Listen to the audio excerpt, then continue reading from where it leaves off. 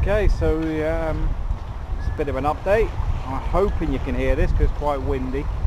As you can see over here, we've got the kite surfers all the way out there. We've got a few fishing boats. We've had a load of people doing kayaking and stuff in here. But how is Spain going? I have to say things have improved a little bit since we last had an update. Managed to secure some work out the UK, which basically means for every month I'm now in Spain, I'm actually gaining, for every week I work, I'm gaining 3 weeks extra a month, because the first week pays for our costs for the first month, and then there's another 3 weeks we're now adding on in savings. So that's pretty good. The van passed its ITVs, like MOT, whatever your sort of permit to say it's safe on the road. I paid my tax on it. That was a lot cheaper than expected. Bizarrely enough, even getting the 2 ITVs a year, they cost me about 60 euros each. With the car tax cost here, it actually works out about the same as just the car tax for the UK, not including having the service MOTs and stuff, where you normally take it in and they go, oh, you need 4 new tyres, some welding, and just give us 600 quid. Spain's a lot easier. They're not as fussy on the vehicles, and I have to admit, I'm more in that mindset anyway. I don't think they should be telling you everything that's wrong with your vehicle and expect you to fix all of it straight away. And I know some people are guilty of not actually maintaining their vehicles properly in the first place, but is it really going to make that much difference if your suspension packs out? I don't think so. They can fine you at the side of the road for it. If your brakes fail, fair enough. That should be something they should prosecute you for, but only because of that accident. I'm a strong believer in common sense. I know a lot of people haven't got it, but at the same time, a lot of the reasons people haven't got it is because they had nothing to compare it with. You know, I mean, a lot of you guys will know this. When you're younger, you do stuff and think, oh, I'll get away with that, and then you get caught doing it, and then you end up with a fine or whatever, and then you're like, I'm never doing that again. That's how common sense often develops, even for those that haven't had it on certain things. So I'm more in the mindset of that than a nanny state. So what else have we had happen? Oh, the kids are loving school.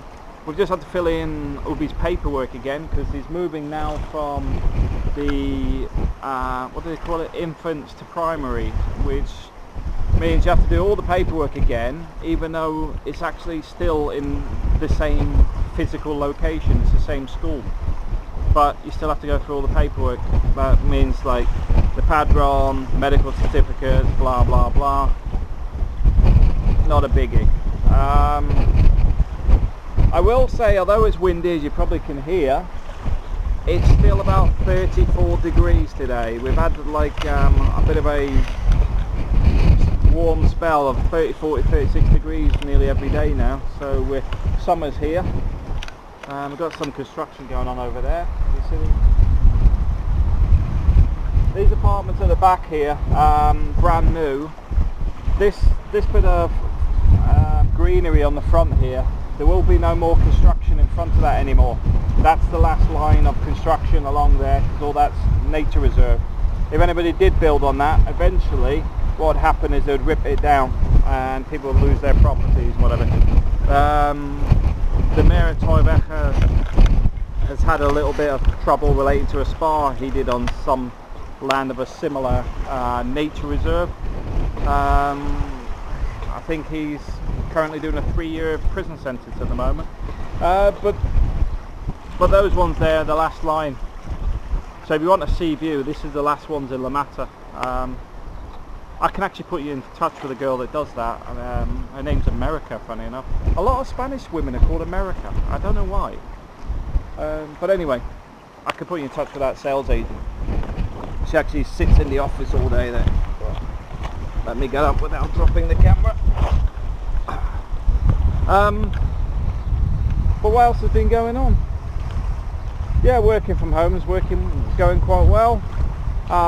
If we secure this contract for 4 call center agents to do some Spanish telemarketing, that means we've now put another 4 people back to work, and also the call center will then go live again. Also have the 3G system, you know, for selling the telephone boxes. That's also about to go live, so that's another thing we're working on. There's a few other projects that are halfway there. The English school, as obviously we've talked about a fair bit, that's coming together now. I was working on that last night. Like I say, I'm looking for an SEO guy and a web guy on it. If you get in now, it's the right time, because once it starts making some money, we'll just be paying for what we need doing. Because I'll be honest with you, it's one of those ventures that can grow from such a small little thing into another lynda.com. But there's a reason this will be much broader, and a lot of it is because we're not just targeting the English market. We're trying to move out of that. We're trying to move it from English teaching then onto these other bits and pieces, like how do you pass your driving test in the UK, the written driving test. What about if you're an expat and you want to take your wife to the UK? There's the English test for the old Englishness. We can actually put together courses for things like that. As you can see, it's quite expansive. It's not just the little bits and pieces we've been talking about. I'm going to take a walk up here because we might get a nice view of the kite circus.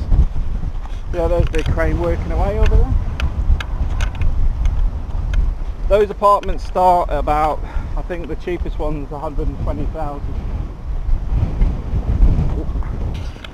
120,000 will get you something like a studio.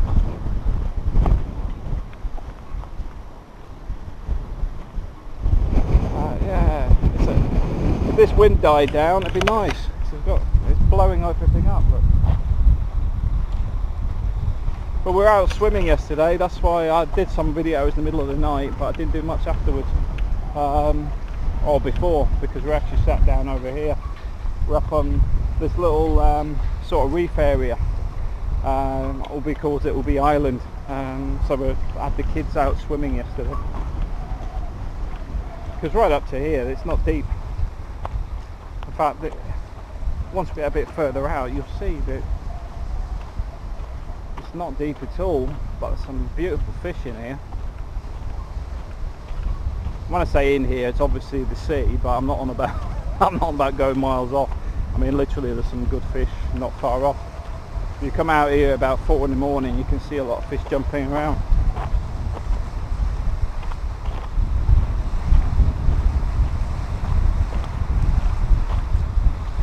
Oh, you see me climbing up when I got off the floor?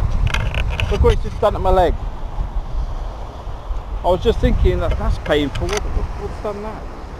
Just getting off that concrete. There's the guys. You see how far out they go. It's one of those sports that I'm interested in taking up, but it's on the to-do list near the bottom. Because obviously making money is near the top. Getting the camper van where I want it is getting there as well. You know the big salt lake, by the way? This canalway goes all the way up to it, all the way up to the lake at the top. This is where the salt water comes in. There's a gate there that opens and shuts to allow the water to pass through. But yeah, priorities is an important thing.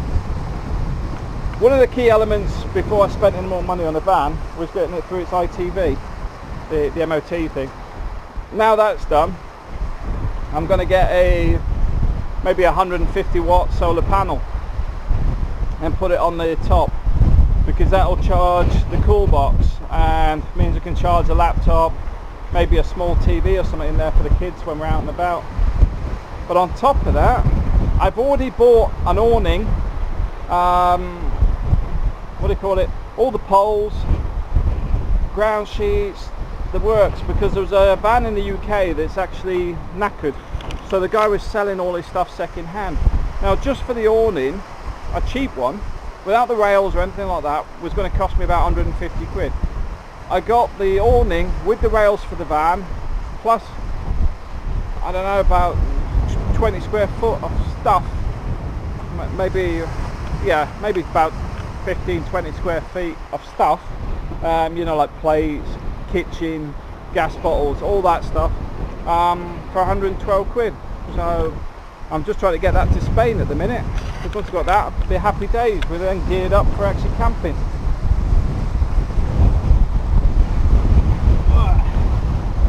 But yeah, I love it here. I mean, I'm glad that things are starting to drop into place. I know some people have been looking for things to drop into place, because you've got two ways. Some people have been waiting for me to fail so they can go, I told you so, and then the other ones are going, yeah, good on you, you've actually been able to do it. So far so good. I mean, if I work the next 2 months, that's us financially okay for up until the start of next year. Yeah, so I'm happy with that. So what's the downside? There aren't many. The only problem is in Spain is actually finding the work. Beyond that, it's not really a problem. I know some people talk about the Spanish language being an issue, but I don't really find it too bad. As long as I just take the forms away, go and Google Translate them and bring them back, which most places don't seem to be that bothered about, because that culture of tomorrow will do exists. So, you know, like, oh, you've got to get this done. Well, alright, give me the forms, I'll go and fill them in and come back. Okay, no problem. So no real problems. Everybody's happy here. I'm just wondering, should we do something later on today? Because now the money's starting to flow again, it'd be nice to actually head somewhere. Maybe we'll go to Cartagena for the weekend. I don't know yet. I certainly want to be out and about. But that's my update so far. Everything's going well. Kite surfers are enjoying themselves. They're loving this wind. These boards they're on, that kit, it's probably about 800 euros upwards. You get the board for about 200-300 euros, but then there's all the other bits and pieces, so it's a fair few quid. Don't know what else to say. Thanks for watching anyway. And yes, there's still opportunities in Spain, a lot of them. You've got to remember, I was talking to the guy the other day about this new call box thing, you know, with the telephone and internet, the 3G one. And I was saying to him, I said, look, I don't understand what this thing is with the British exit. I don't understand this thing where there's no work. Because the reality is, most of the expats here aren't working. You look at the reality here, there's 300,000 pensioners, and then you've got the other bits and pieces. You must have a lot of people like in the oil industry and things like that. Then you have people that just do bits and pieces. You've got the people that come for the season's work, so they'll be in Ibiza working the parties and working the bars and what have you. And then you got people like myself that are here long term, which I don't think there's many of us anymore. I don't think there's anywhere near the same amount there used to be. But the thing is, it is sustainable at these levels. I don't think it's going to decline. The construction industry, by the way, does seem to be recovering. I don't know where all the money's coming from, but a lot of these new builds are actually already paid for. I was talking to a real estate agent the other day, and he's saying he needs to start promoting more of the new builds because he's running out of second-hand properties because they're all sold. And the new builds, I mean, I remember that it was only about a year ago, less than a year ago, that white block under the crane wasn't even there. It's now about 90% occupancy. When I first come to Spain, the other end, there's like 3 big apartment blocks, exactly the same. They weren't even there. There was only one there, plus the shell of the second one. They're all full. that are sold out. Up by the school, you've seen the developments there. Those houses are going up and people are moving into them quite quick. I can't believe how much money has come into Spain, because work-wise, what is that?